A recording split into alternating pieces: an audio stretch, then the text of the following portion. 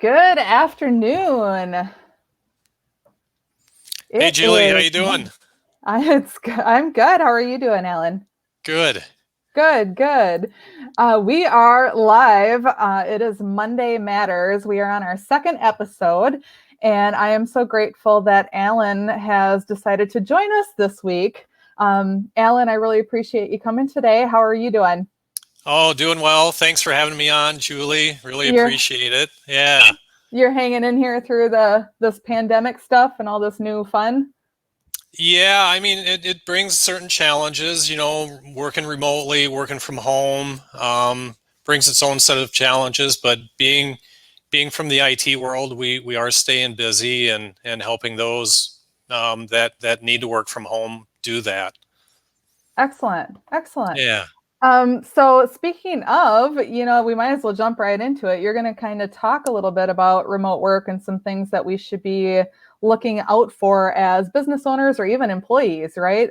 When we're talking about cybersecurity and working remotely.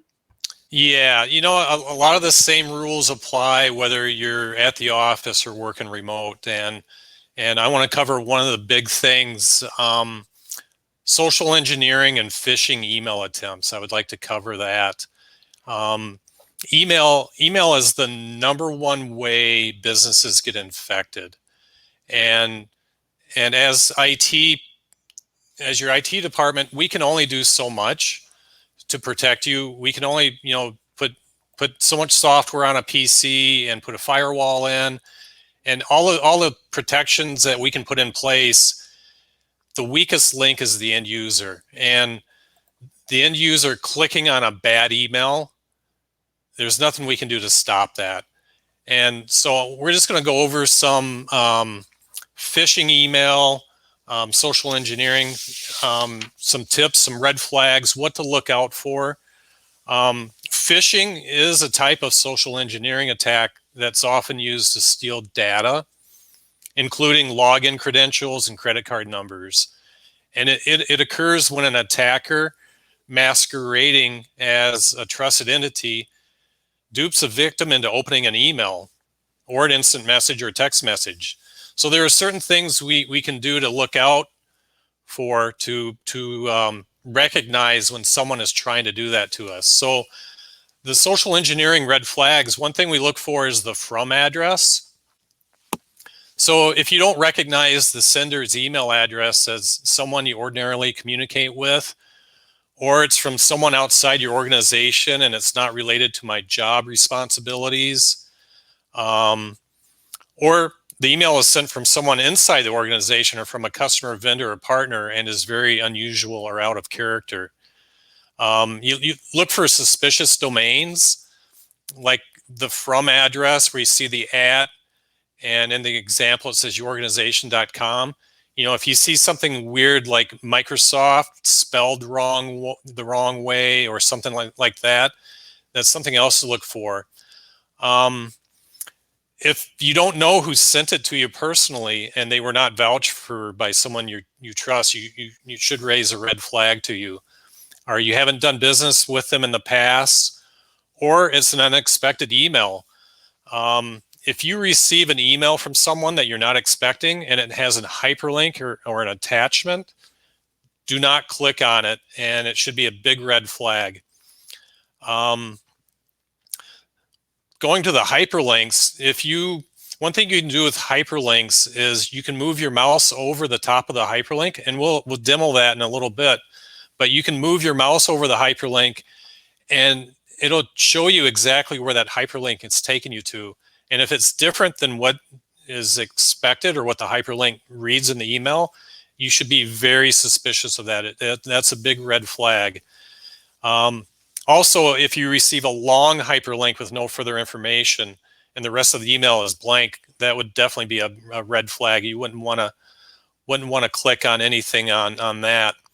And the email, if the hyperlink is misspelled or any other red flags like that, just be suspicious and don't click on it. Looking at the date of the email, if you received an email from someone you normally wouldn't receive at like 3 a.m., that should be a big red flag. The subject line is either irrelevant or doesn't match the message content, or it's a reply to something that you've never sent or requested. Attachments is another thing to be careful of. Again, if you're not expecting the attachment, or if the attachment makes no sense, and the sender doesn't ordinarily send you this type of attachment, do not click on it. Another thing with the attachments is the file type. The only file type that is always safe to click on is a text file. So be careful of attachments and hyperlinks. And then the content. A lot of times they will try to have a sense of urgency to get you to click on the link, and don't fall prey to that. Also look out for bad grammar or spelling errors, or if you're just getting an uncomfortable gut feeling. One thing to always do, if you're suspicious, instead of clicking on the link or the hyperlink, call the person that sent it to you. If it's someone that you know that sent it, use a different, call them with a phone number that you know, or create a new email and send it to them and say, hey, did you send this to me? So now if you would, let's take a look at the sample that I've got. I keep phishing emails just so I could show them. And this one has some of the red flags. If you look at the top, the from line, this says AARLI bar at bigpond.com. I have no idea who that's from. And it's like, this is a phishing email that's made to look like that it's from Microsoft. And I do not know anybody at bigpond.com, and that's definitely not someone from Microsoft sending it. So that's one red flag. Another one is the grammar. There's a couple grammar errors in this sample. Your storage is full and new messages withheld to your inbox. Poor grammar. And then down below, increase your storage below to enable you receive new incoming messages and send outgoing messages. Again, very bad grammar, another red flag. The other thing I talked about was hyperlinks. If you look at the hyperlink, if you just hold your mouse over it, you'll get the pop-up that tells you where the hyperlink is going. And this hyperlink is nowhere close to going to Microsoft.com or Office.com. So this is a huge red flag that this is a phishing email. And what they're trying to do, if you click on the link, it'll bring up an Office 365 login page where you would enter your username, your email address, and your password. And all they're doing is collecting that information. Once they collect that information, they're going to use it to their advantage. They're going to start monitoring your mailbox to see what information they can get. And they're hoping to find a way to use that information to either gain money, or they'll use that information to get further into your system and plant ransomware, which would encrypt all your data, and they would request or demand a ransom to decrypt it.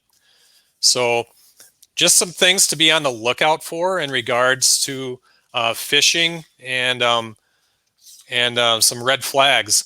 The red flag document that you had up is from a company called KnowBe4, and they have a website, and the website is on the document there.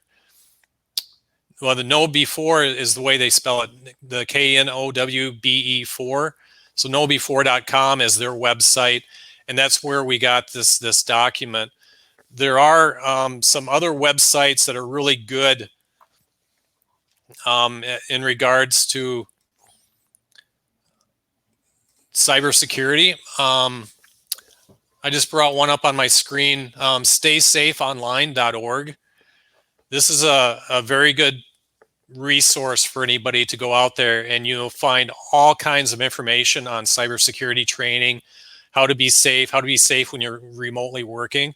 There's a bunch of things that we can do to make our computers safe by installing updates, using secure passwords, changing your passwords, using multi-factor when logging in, making sure your computer's up to date.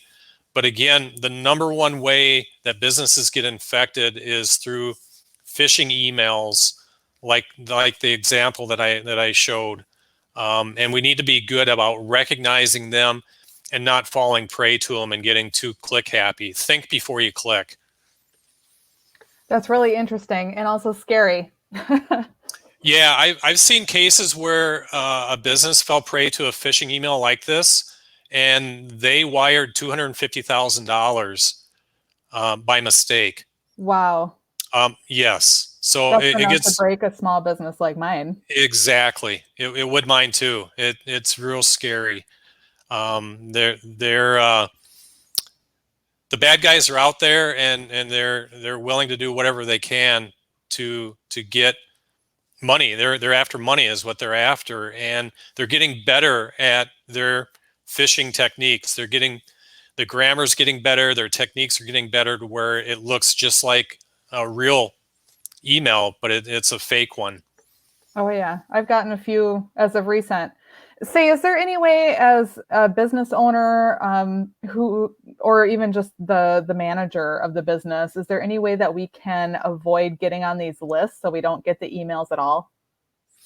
No, because the thing is, the bad guys are changing their domain name all the time. So even like that email that I gave you as an example, if I were to send that to my junk email, or say do not accept emails from this domain, they are constantly buying domains and changing their domain, and are able to send it out. So it's almost impossible to stop them from coming through. Wow. It does actually look like we have a question. If you're watching us live right now, feel free to put a question for Alan in the comments if you have one. It looks like Nancy has a question here. She says, do you recommend using a password generator?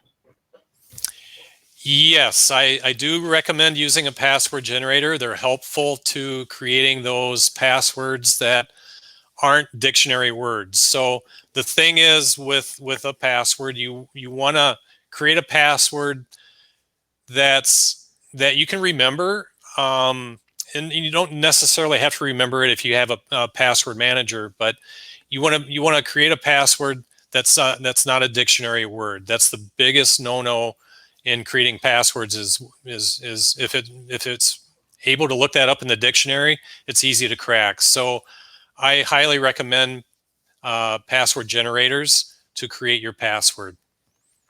Awesome. Have you noticed any, lately I've received a few emails that made it look like an invoice from a company that very well could be something I'm using. But, we have so many subscriptions and things to different programs, and you're using so many different systems as a business today. Um, I've gotten a few that said, hey, your invoice is past due. And you go, what? And you look at it and it's just an invoice file, but there's no text in there. I know there's got to be new trends, especially with all going on. Have you seen some new scam trends?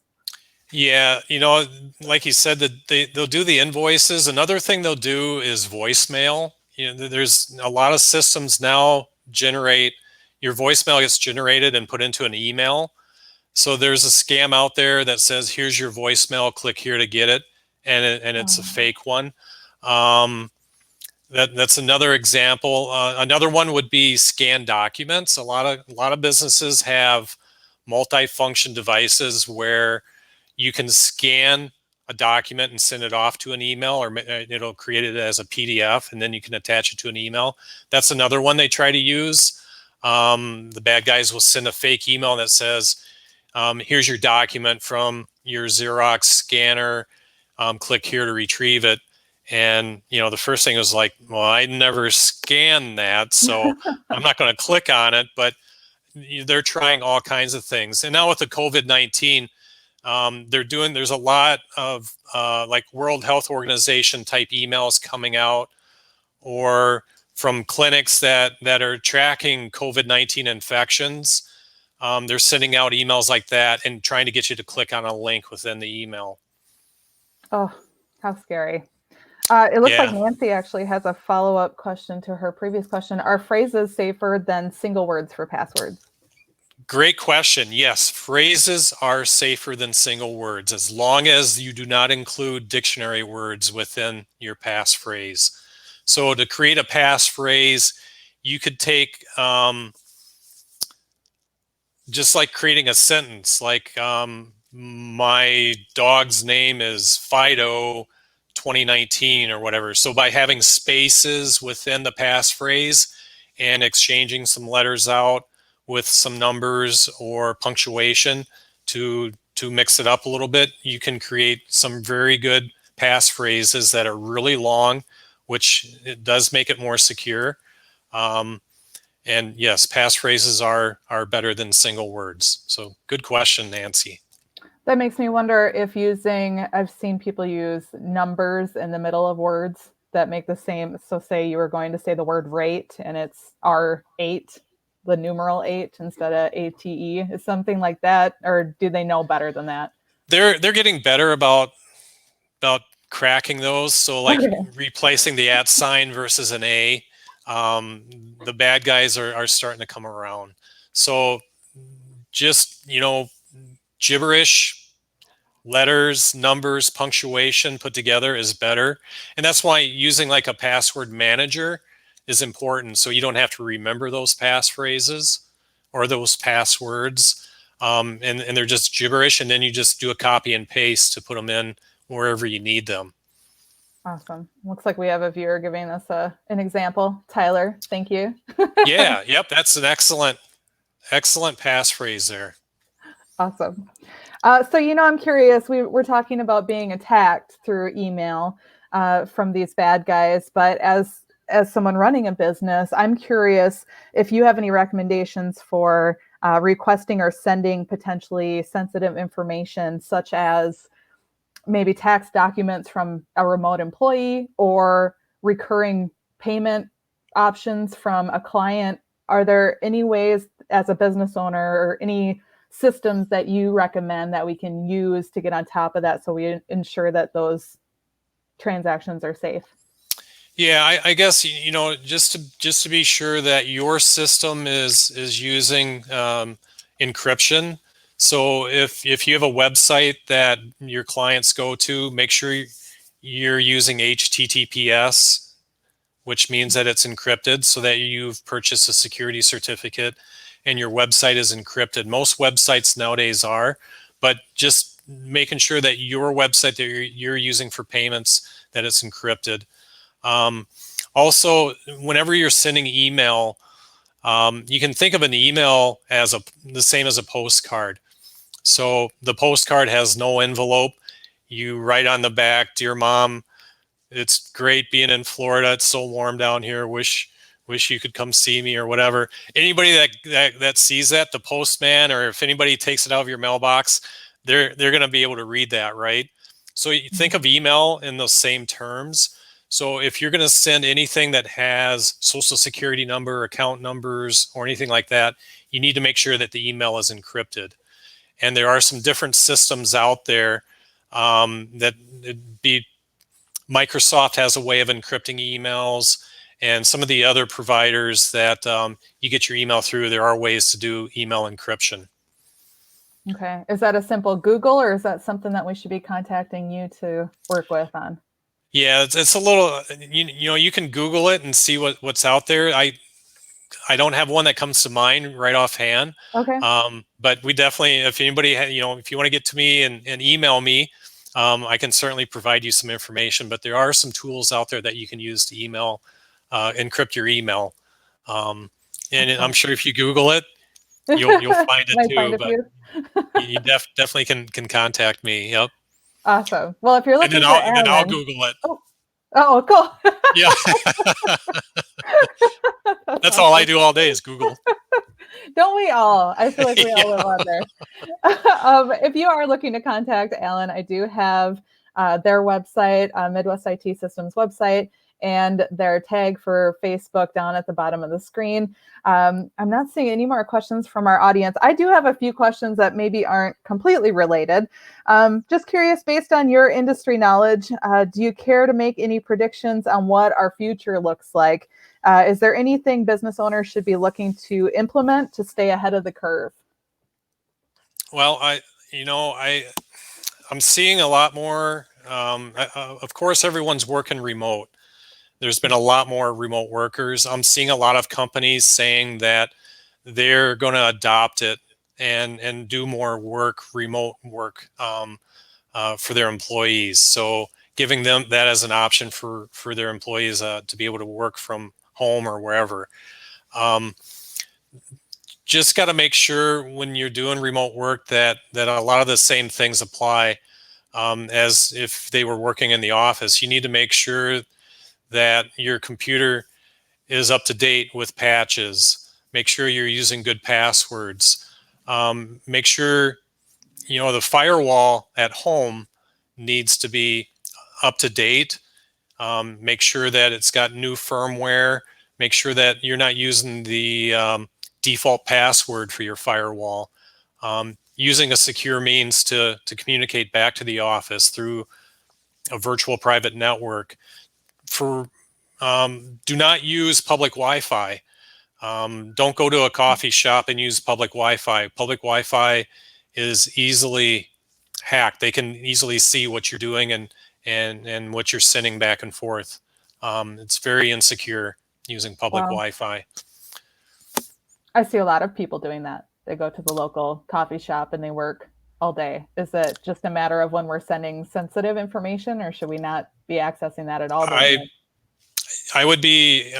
do not personally use public Wi-Fi. I would use my own hotspot that like either I'd hotspot my phone or have a separate hotspot and use that versus using a public Wi-Fi. Oh, okay. Yep. Okay. That's good to know. It does look like we have another question here from Kim. I've been using Venmo since I have no contact with customers. Is that pretty safe, or do you have any advice on that? Yeah, I feel Venmo is safe. I forget the company that created Venmo. I believe PayPal is the same company that created Venmo, or Okay. PayPal owns Venmo. And looking at the way they set things up, I feel it's a safe method for transferring funds. Okay. The one thing I have noticed with Venmo, that if you're not careful to allocate it as private, those who you might be connected with can probably see who you're paying or who's paying you. That's the only thing I've noticed, but you're not seeing what the payment is. You know what I mean? Yeah, that's a good thing. You want to be careful what you say in there. Yeah. I have an acquaintance who does things like Botox and stuff, and I've seen customers things like that if you don't want them to know what you're up to, how I look so young, I'll have to remember to do that private. Yeah. So I have one more question for you here to wrap things up, Alan, and this is completely out of industry, but I'm just curious, what is one thing that you try to do every day or maybe every week that you feel is important to your success as a business owner? Oh, good question. I feel it's very important to improve myself. Number one, who I associate with and what I put into my mind. I try to read every day, whether it's books to improve my IT skills or my people skills, just to do something to improve yourself every day. Because I feel if we're not growing, we're like a piece of fruit. If we're not getting ripe, we're getting rotten. Mm-hmm. And we need to continually to improve ourselves. And like I said, garbage in is garbage out. So I'm careful of what I feed into my mind and who I hang out with, and what I put in. I stay away from the news. I try to stay away from the news as much as possible, especially nowadays. Yeah. We do as well. Not only the negativity that can get so into your brain and bring you down, but just even anymore, everything's on social media and you see all the comments to the news too, which is in itself can be a drag. So yep, agreed. Absolutely. Agreed. Yep. Well, is there anything, before we wrap things up here, is there anything else that you'd like to mention about Midwest IT Systems or what you talked about here today? No, if anybody listening or anybody that sees this video, if you have a question or concern about, emails or cybersecurity, feel free to contact us. We'll help you out. it's so important to educate everyone on cybersecurity and what you can and can't do or should and shouldn't do, and happy to help anyone out that's looking for that help. That's awesome. Thank you so much. I really appreciate you joining us today. Will you come back and visit us again, please? Yeah, I would love to. Awesome. It'd be fantastic. Yeah, thank you for having us. Very cool. Well, thank you so much. Thank you, everyone watching, and we hope everybody has a great day. Yep. See ya. Thanks, Alan.